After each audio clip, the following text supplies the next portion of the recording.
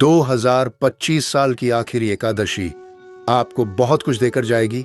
प्रिय दर्शकों, आज के इस वीडियो में हम विशेष रूप से बात करेंगे पुत्रदा एकादशी के विषय में। बड़ी एकादशी पौष मास की एकादशी होती है, तो बात करेंगे कि यह एकादशी इस वर्ष 2025 में दिसंबर में कब पड़ने वाली है, इसका व्रत कैसे करना चाहिए, पुत्रदा एकादशी की महिमा क्या है और क्यों यह पुत्र देने वाली है, क्या इसका व्रत करने से संतान की प्राप्ति होती है या नहीं होती है, और अगर होती है तो हमें किस प्रकार से इसका पूजन करना चाहिए। पुत्र प्राप्ति के लिए, संतान प्राप्ति के लिए, उत्तम फल के लिए हमें क्या नियम पालन करने चाहिए, किस विधि से व्रत करना चाहिए और किस विधि से हमें भगवान का पूजन करना चाहिए, भगवान के किस स्वरूप का पूजन करना चाहिए, शुभ मुहूर्त क्या रहेगा, साथ ही बताएंगे कि पारण का विधान क्या है, पारण हमें कब करना चाहिए। पारण महत्वपूर्ण होता है। शास्त्र कहते हैं कि जब आप एकादशी के व्रत का पारण नहीं करते हैं तो आपको केवल पुण्य फल के रूप में 30% फल ही प्राप्त होता है, 70% फल आपका व्यर्थ चला जाता है। इसीलिए पारण महत्वपूर्ण होता है। पारण अवश्य ही करना चाहिए। तो कब करना है, क्या विधि है, क्या नियम है, इस प्रकार से संपूर्ण जानकारी आने वाली पुत्रदा एकादशी के विषय में आपको प्रदान की जाएगी। इसकी डेट को लेकर बड़ा असमंजस है, क्योंकि एकादशी तिथि का क्षय हो रहा है।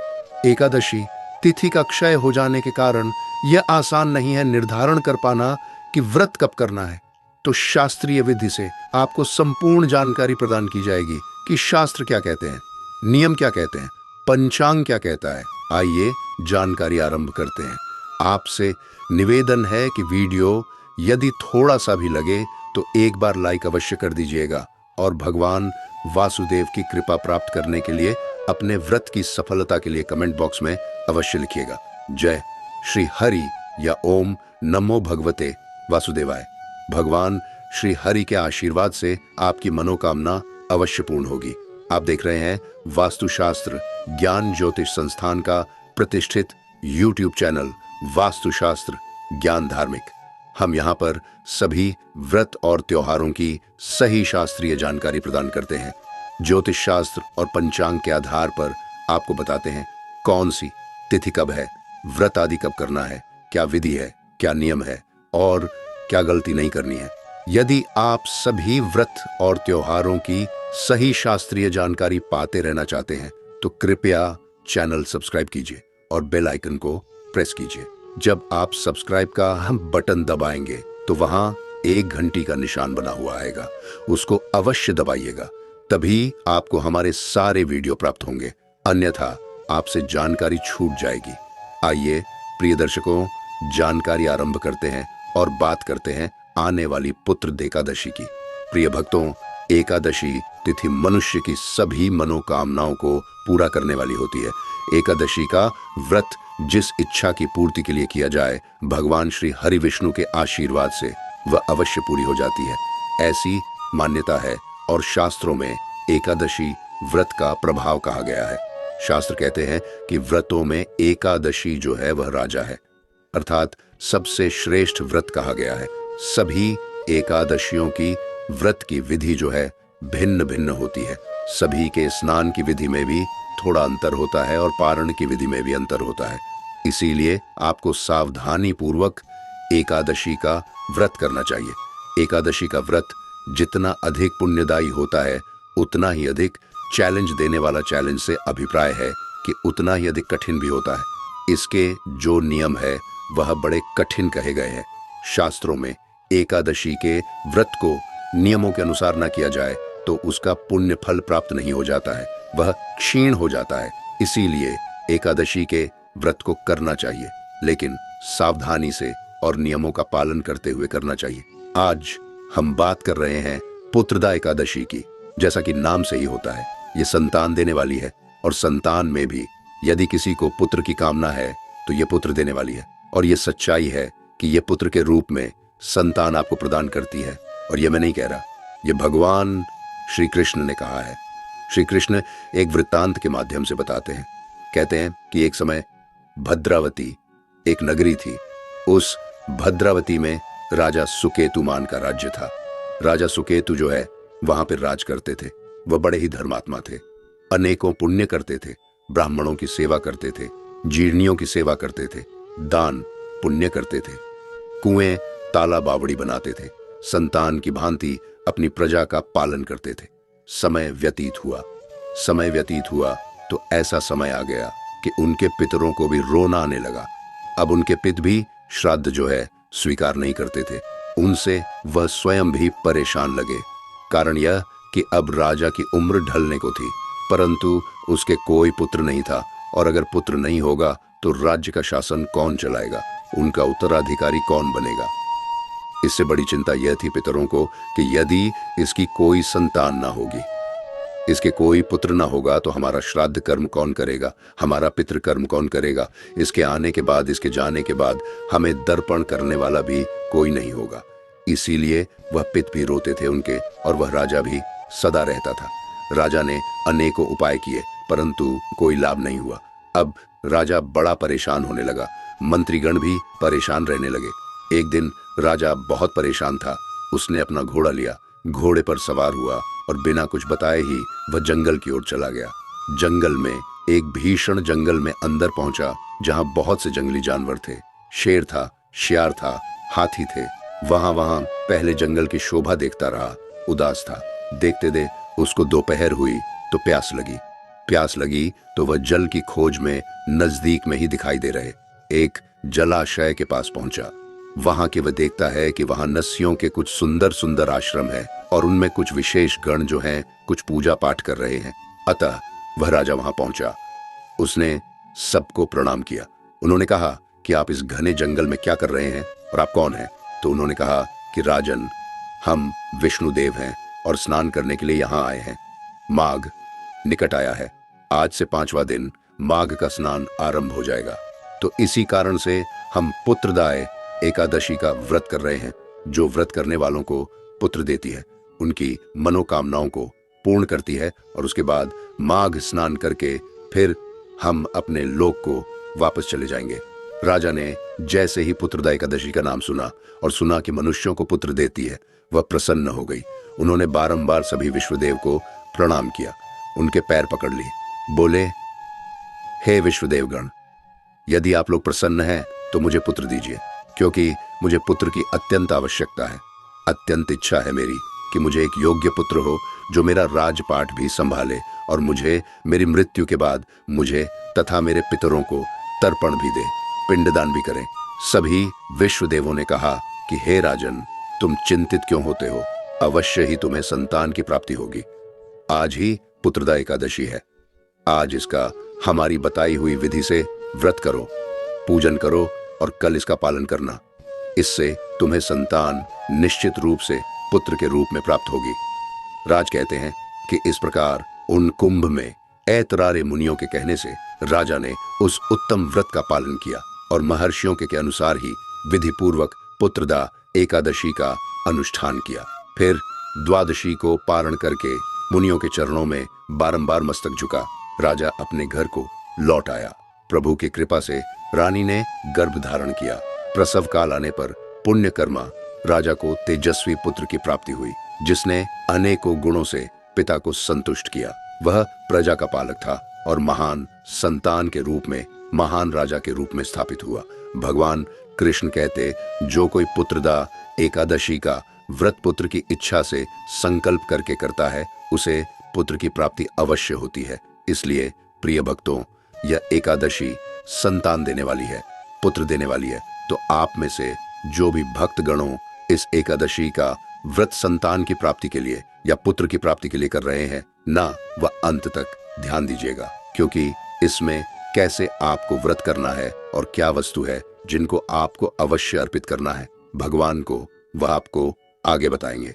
पूजा हम आरंभ करेंगे तो यह हो गया इस एकादशी का महत्व कि क्यों महत्वपूर्ण है एकादशी, और क्या इसका आधार कि यह पुत्र देने वाले हैं, क्यों इसका व्रत करना चाहिए, यह भगवान श्री कृष्ण ने कहा है। और यह वर्णन मैं आपको सुना रहा हूं जो आता है पद्म पुराण में, जहां एकादशी के महत्व में कहे गए हैं, जहां एकादशी के विशेषताएं कही गई हैं, एकादशी के नियम कहे गए हैं, वहीं पर इसका वर्णन पद्म पुराण में किया गया है। अब बात करते हैं कि इसके नियम क्या है, कैसे हमें यह व्रत करना चाहिए। प्रिय दर्शकों, पुत्र का एकादशी का जो व्रत आप करेंगे उसके नियम एक दिन पूर्व ही आरंभ हो जाते हैं। व्रत के एक दिन पहले ही, अर्थात दशमी तिथि को आप व्रत कर रहे हैं, उसके एक दिन पहले ही आपको कुछ नियम शुरू करने हैं। जैसे बाल आदि आप एक दिन पहले ही धो लीजिएगा, क्योंकि एकादशी के व्रत में बाल नहीं धोए जाते हैं और द्वादशी को भी बाल नहीं धोए जाते हैं, तो आपने अवश्य ही बाल धो लेने हैं। दशमी तिथि को व्रत के एक दिन पहले ही ब्रह्मचर्य धारण कर लेना है, क्योंकि यह एकादशी का व्रत जो है त्रिदिवसीय अनुष्ठान होता है, जो दशमी तिथि से नियम पालन करते हुए शुरू करते हैं। हम एकादशी को हम इसका व्रत करते हैं और द्वादशी को पालन करते हैं, और तब तक हमें ब्रह्मचर्य का पालन करना होता है, शुद्धि का पालन करना होता है। वस्तुओं का त्याग कहा गया है व्रत के एक दिन पहले ही, जैसे लहसुन प्याज आदि का त्याग एक दिन पहले ही हमें कर देना चाहिए। कुछ भक्त ऐसे भी होते हैं जो मांस मदिरा का सेवन करते हैं, पर एकादशी का व्रत भी करते हैं, तो उन्हें मांस मदिरा का सेवन एक दिन पहले ही बंद कर देना चाहिए। काशी के पात्र का प्रयोग भी आपको दशमी तिथि को त्याग देना चाहिए। मसूर की दाल दशमी तिथि को नहीं खानी चाहिए। शहद का प्रयोग भी वर्जित है। शहद का प्रयोग दशमी, एकादशी और द्वादशी तीनों दिन वर्जित पूजा में भी पंचामृत में शहद का प्रयोग नहीं होगा। इसके अतिरिक्त मूल्य और बैंगन का प्रयोग वर्जित है। संभव हो तो एक वक्त ही भोजन करना चाहिए। व्रत के एक दिन पहले भी रात्रि को आहार नहीं लेना चाहिए। रात्रि को अच्छे से दंड धारण करके सोइए, जिससे कि अन्न का कोई दाना मुंह में न रहे। और एकादशी वाले दिन, जिस दिन व्रत है, उस दिन सूर्योदय से पहले अवश्य उठ जाइए। उठने के बाद स्नान कीजिए। स्नान आदि करके स्वच्छ वस्त्र धारण कीजिए। स्वच्छ वस्त्र धारण के और आज की एकादशी का व्रत पूजन संकल्प करते हुए कीजिए। अब बात करते हैं कि एकादशी वाले दिन आपने पूजन आदि कैसे करना है और संकल्प आदि कैसे करना है, क्या सामग्री चाहिए क्या। सबसे पहले तो आपके पास भगवान श्री हरि विष्णु का कोई स्वरूप होना चाहिए, अर्थात कोई प्रतिमा या तस्वीर होनी चाहिए। उनको स्थापित करने के लिए चौकी लीजिएगा और चौकी पर बिछाने के लिए लाल या पीला वस्त्र लीजिएगा। रोली, मौली, पान, सुपारी, लौंग, इलायची, धूप, दीप, नैवेद्य पुष्प, पुष्प की माला, इत्र और जनेऊ यह सामग्री है जो आपने विशेष रूप से लेनी है। इसमें कपूर अवश्य ले लीजिएगा। कच्चा कपूर वहां ले लीजिएगा और एक तांबे का लोटा लगेगा। पंचामृत बनाने के लिए कच्चा दूध, दही, घी, शक्कर और गंगा जल लीजिएगा। यह सारी सामग्री एकत्र कीजिए। एकत्र करके और उस स्थान पर आसन लगाकर बैठ जाइए जहां बैठकर आप पूजन करते हैं। जहां भगवान की चौकी लगाएंगे या जो आपके लिए पूजन का उत्तम स्थान है घर में, वहां बैठ जाइए। लौटा लीजिए तांबे का, उसमें पहले थोड़ा गंगा जल भरिए, फिर शुद्ध जल भरिए और फूल के माध्यम से एक फूल से सभी स्थान पर जहां बैठकर पूजन कर रहे हैं ना, वहीं पर जल के छींटे दीजिए और जो सामग्री है उसके ऊपर भी जल के छींटे दीजिए। इससे वह स्थान भी शुद्ध हो जाएगा और वह सामग्री भी पवित्र हो जाएगी, भगवान को अर्पण योग्य हो जाएगी। प्रकार से जल छींटे देकर आपने स्थान और सामग्री को शुद्ध किया। अब चौकी लगाइए। चौकी पर लाल वस्त्र है तो लाल और पीला है तो पीला वह बिछाइए। भगवान नारायण की जो तस्वीर या प्रतिमा आपके पास है उसे विराजमान कीजिए, स्थापित कीजिए। उनके सामने दीपक रखिए। घी का दिया है तो सीधे हाथ की ओर रखिएगा और तेल का दिया है तो उल्टे हाथ की ओर रखिएगा और विपरीत दिशा में धूप रखिए। इस प्रकार से भगवान की स्थापना कीजिए। भगवान की स्थापना करने के बाद अपने सीधे हाथ पर जल लीजिए और हाथ धो लीजिए। आपने जलाशय में करनी है, इसलिए एक छोटे से पात्र में, किसी कटोरी में या कोई लौटा है तो उसमें थोड़ा सा जल, गंगा जल मिला हुआ वह भर लीजिए। और अब आप उस जल से एक एक चम्मच जल अपने सीधे हाथ पर रखेंगे और उसे ग्रहण करेंगे जलाश्म करने के लिए। जलाश्मणि का जो विधान है ना प्रिय दर्शकों, वह होता है कि 6 मासा जल आप निर्जला व्रत में भी ले सकते हैं आचमनी के रूप में। यह शास्त्रीय विधान है, यह कथा में भी वर्णन आता है। अब आप कहेंगे 6 मासा जल कितना, तो लगभग 6 से 7 बूंदें होती हैं। ये इसीलिए 3 बार जल पीना, तो ये समझो कि 2-2 बूंद जल आपने एक एक बार में लेना है। चम्मच एक एक मंत्र पर अपने हाथ पर जल लीजिएगा और पी जाइएगा। ओम माधवाय नमः जल लीजिए, पी जाइए। ओम केशवाय नमः जल लीजिए, पी जाइए। ओम नारायणाय नमः जल लीजिए, पी जाइए। ओम हर्ष केशाय नमो नमः। हाथ धो लीजिए। हाथ धोकर मौली बांधिए। अपने आप को तिलक कीजिए और परिवार के लोग यदि बैठकर पूजन कर रहे हैं तो उन्हें भी तिलक कीजिए और मौली बांधिए। अब आप भगवान का पूजन आरंभ करेंगे। पहले दीपक को जलाइए, धूप को प्रज्वलित कीजिए। सबसे पहले आप व्रत पूजन का संकल्प करेंगे। संकल्प करने के लिए सीधे हाथ पर ₹1 का सिक्का दक्षिणा के रूप में कम से कम रखिए। अधिक जो भी रखना चाहे वह रख सकते हैं और 3 बार बोलिए ओम श्री विष्णु, ओम श्री विष्णु, ओम श्री विष्णु। अपना नाम, अपना गोत्र, जिस स्थान पर बैठकर संकल्प कर रहे हैं वहां का मकान, नंबर, क्षेत्र का नाम, शहर का नाम, पौषमाशय, शुक्ल पक्ष, एकादशाय, पुण्यतिथि बुद्ध, वाशराय पुत्र, रत्न प्राप्ताय, सुख संपत्ति प्राप्त व्यथाय, उत्तम स्वास्थ्य कामनाथाय, भगवान श्री हरि विष्णु प्रसन्नार्थाय, पुत्रदा बोलिए श्री विष्णु। और यह संकल्प भगवान के चरणों में अर्पित कर दीजिए। आपने संकल्प किया है कि आप यह जो एकादशी का व्रत है यह पुत्र की प्राप्ति के लिए, अच्छे स्वास्थ्य के लिए, धन संपत्ति और सुख सुखी जीवन की प्राप्ति के लिए कर रहे हैं। इसमें से जो आप नहीं चाहते हैं वह न भूलिएगा, बाकी सबूत दीजिएगा। संकल्प करने के बाद अब आप भगवान का पूजन करेंगे। तो पूजन करने के लिए उनके सामने जो आपने तस्वीर रखी होगी तो उनके सामने एक कटोरी रख दीजिए। उसमें आप पूजा की सामग्री करते जाइएगा और जिनके पास प्रतिमा है वह उस प्रतिमा को किसी थाली में या ऐसे पात्र में रख लीजिए जिससे कि आप उनको स्नान कराएं तो जल जो है फैले नहीं। सबसे पहले भगवान को पद्य अर्घ्य आज मन ही अर्पित किया जाता है। एक एक चम्मच जल एक एक मंत्र पर अर्पित कीजिएगा भगवान के सामने रखी कटोरी में। और जो प्रतिमा पर पूजन कर रहे हैं वह जैसे जैसे हम बताते जाएं वैसे करते जाइएगा। ओम नारायणाय नमः पुत्रदा एकादशी व्रत पूजन अंतर्गत श्री हरि विष्णु प्रसन्नार्थ, श्री हरि विष्णु निमित्तार्थ यह पद के रूप में एक चम्मच जल अर्पित कीजिए। जो प्रतिमा पर पूजन कर रहे हैं वह भगवान के पद प्रक्षालन पैरों को धोइए इस जल से। अब भगवान को अर्घ्य देंगे। तो जो प्रतिमा का पूजन कर रहे हैं वह शंख में जल भरिएगा, उसे अर्घ्य दीजिएगा। जो तस्वीर का पूजन कर रहे हैं वह एक चम्मच जल लेकर भगवान को सामने रख के पात्र में छोड़ दीजिएगा। भगवान को के रूप में जल अर्पित करेंगे।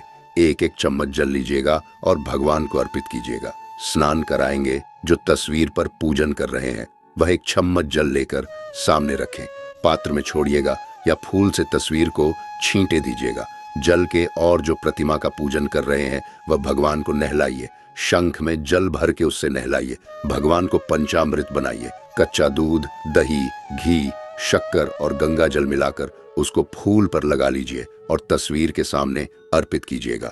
जो प्रतिमा पर पूजन कर रहे हैं वह पंचामृत से अच्छे से भगवान को और फिर से शुद्ध जल से स्नान कराएंगे। तो तस्वीर को शुद्ध जल से छींटे दीजिए फूल के माध्यम से और बाकी लोग प्रतिमा को नहलाइए शुद्ध जल से। अच्छे से इस प्रकार से मंत्र बोलते जाइए, अच्छे से नहला दीजिए। भगवान को नहला के वस्त्र अर्पित करते हैं तो वस्त्र के मौली का एक टुकड़ा तोड़िए और वहां अर्पित कीजिए। जो प्रतिमा का पूजन कर रहे थे वह अब प्रतिमा को थाली आदि से निकाल लीजिए और अपने स्थान पर विराजमान कीजिए। वहां वस्त्र अर्पित कीजिएगा। वस्त्र के बाद भगवान को जनेऊ अर्पित की जाती है। तो जनेऊ को रोली, कुमकुम आदि से तिलक कर लीजिएगा। इत्र समर्पित करेंगे। इत्र को फूल पर लगा लीजिएगा और भगवान को अर्पित कर दीजिएगा। भगवान तिलक करेंगे। कुमारी से तिलक कीजिएगा। तिलकम तिलक कीजिए। तिलक करके पुष्प अर्पित करेंगे। ओम पुष्प अर्पित कीजिए। और फूलों की माला है आपके पास तो माला पहनाइए भगवान को। पुष्प अर्पित करने के बाद धूप दिखाएंगे और दीप दिखाएंगे। ओम धूप दीप दिखाकर नैवेद्य अर्पित करेंगे। नैवेद्य क्या होता है? आपके पास कोई फल है तो फल, मिठाई है तो मिठाई, अन्यथा मिश्री या बताशा भी अर्पित कर सकते हैं। जलाश्मिनी कराइए। जलाश्मिनी के रूप में 1 चम्मच जल लीजिए, भगवान को अर्पित कर दीजिए। जलाश्मिनी कराने के बाद तांबू लीजिए, 1 पान का पत्ता लीजिए, उस पर 2 लौंग, 2 इलायची, 1 सुपारी, थोड़ा सा कपूर रखिए। इससे पहले कभी मैंने तांबुल में कपूर एक ही बार रखवाया है। मैं हमेशा नहीं रखवाता हूँ। इस एकादशी पर रखना है। उसको अपने हाथ में लीजिए, दोनों हाथों में दूसरा हाथ नीचे लगा लीजिए। भगवान से प्रार्थना कीजिए कि हे प्रभु, यह एकादशी का व्रत हम संतान की प्राप्ति के लिए कर रहे हैं। हे जनार्दन, यह तांबुल हम आपको के लिए अर्पित करते हैं और प्रार्थना करते हैं कि आप इस तांबुल को स्वीकार करें तथा हमें संतान के रूप में पुत्र रत्न प्रदान करें। इस प्रकार से वह तांबुल भगवान के चरणों में अर्पित कर दीजिए। और इसके बाद जब हम विसर्जन करेंगे तो भी मैं इसमें विशेष एक विधि बताता हूँ पुत्र प्राप्ति के लिए, पुत्रदा एकादशी के लिए। तो हमारा जो पारण का वीडियो होगा ना, उसको अवश्य देखिएगा कि इसका पारण कैसे करना है, विसर्जन कैसे करना होगा। जो भी दक्षिणा अर्पित करना चाहते हैं भगवान को, वह दक्षिणा चढ़ाइए, हाथ जोड़कर नमस्कार कीजिए और फिर आप पुत्रदा एकादशी की कथा सुनिए। बैठ के साथ में विष्णु पुराण सुनिएगा। दोनों ही पाठ आपको एक ही वीडियो में हम अपने चैनल पर अपलोड कर देंगे, उसका लाभ लीजिएगा। आरती उसके बाद की जाती है, तो आरती भी हम उसी में वीडियो में आपको गाएंगे, तो आरती कीजिएगा। भगवान की कपूर से इस दिन आरती कीजिए। आरती करने के बाद विधि विधान से दिन को व्यतीत कीजिए। शांतित होते हुए किसी का बुरा नहीं करिए, किसी की चुगली नहीं करिए, वैर भाव ना रखिए, किसी का अहित ना करिए और बिना कारण के क्रोध ना करिए। सायंकाल को कीर्तन की बड़ी महिमा है, कीर्तन कीजिए। आसपास अगर कीर्तन नहीं है तो हम आपके लिए एक वीडियो अपलोड करते हैं जिसमें वह पाठ होते हैं जो कीर्तन का फल प्राप्ति में सहायता करते हैं। भगवान नारायण ने कहा है कि यदि आप वाद्य यंत्रों द्वारा, नृत्य द्वारा या गायन द्वारा कीर्तन नहीं कर सकते तो यह पाठ है। इनके द्वारा आपको कीर्तन का फल प्राप्त करना चाहिए। इसीलिए हमने आपके वह वीडियो बनाया है जिसमें वह पाठ होते हैं। उनको सुनेंगे तो उससे आपको कीर्तन का फल मिलेगा। रात्रि जागरण की बड़ी महिमा है। अधिक ना कर पाए तो 2 बजे तक तो करें ही करें। रात्रि जागरण भी कुछ पाठ स्त्रोत सुनते हुए करना चाहिए। तो वही वीडियो जो उसमें जो 4 पाठ हैं, उनमें से 2 पाठ आपको रात्रि जागरण के लिए भी उपयोगी है।